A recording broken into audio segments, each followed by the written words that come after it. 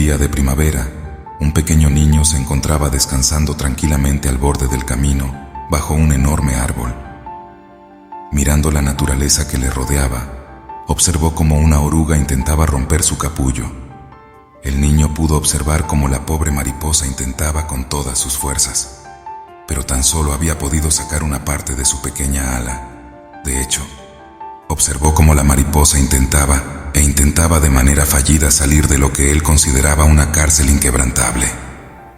Preocupado por el sufrimiento de la mariposa, se dijo a sí mismo: «Pobre mariposa, debo ayudarla para que no sufra tanto rompiendo ese capullo.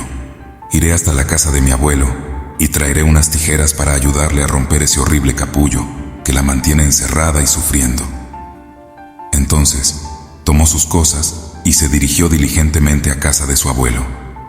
Tomó las tijeras y corrió prontamente al hermoso árbol donde se encontraba la futura mariposa. Con mucho cuidado rompió lentamente el capullo y de esta forma pudo liberarla de ese caparazón que la mantenía encerrada. La mariposa de esta forma salió fácilmente.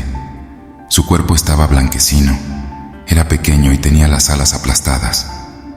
El niño, preocupado, continuó observándola esperando que, en cualquier momento, la mariposa abriera sus alas, las estirara y echara a volar. Pero pasó el tiempo y nada de eso ocurrió.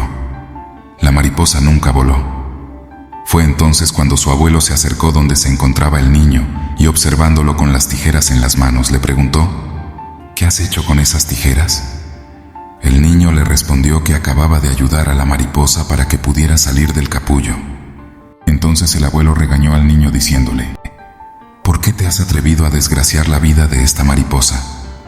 El niño se defendió diciéndole: «Pero abuelo, ¿cómo puedes culparme de ello, si yo solo quería ayudarla?». Fue entonces cuando el abuelo comprendió la inocencia del niño y procedió a explicarle: «Acabas de dañarle la vida a esa mariposa.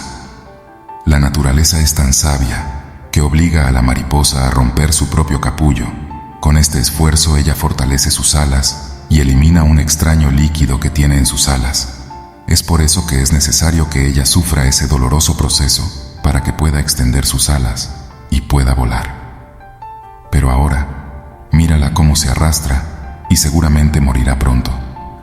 Aquel niño, cargado de buenas intenciones, con voluntad de ayudar y evitar el sufrimiento a la mariposa, comprendió que el esfuerzo de aquel insecto para abrirse camino a través del capullo era absolutamente vital y necesario, pues esa era, precisamente, la manera que la naturaleza había dispuesto para que la circulación de su cuerpo llegara a las alas y estuviera lista para volar una vez hubiera salido al exterior. Algunas veces es justamente tiempo y esfuerzo lo que necesitamos para evolucionar y crecer en nuestra vida. En realidad, si la naturaleza nos permitiese vivir sin obstáculos, quedaríamos muy limitados en nuestro inmenso potencial. Nunca llegaríamos a desarrollar nuestra verdadera plenitud sin la ayuda de esos obstáculos. Si tienes hijos, críalos con un poco de hambre y un poco de sueño. Permíteles formar un fuerte carácter y una voluntad de hierro. No les entregues todo de forma sencilla. Ellos deben aprender que la vida les exigirá y que muchas de las cosas de la vida se lograrán con esfuerzo y disciplina. Luego, gracias a esos esfuerzos, podrán extender sus alas y volarán.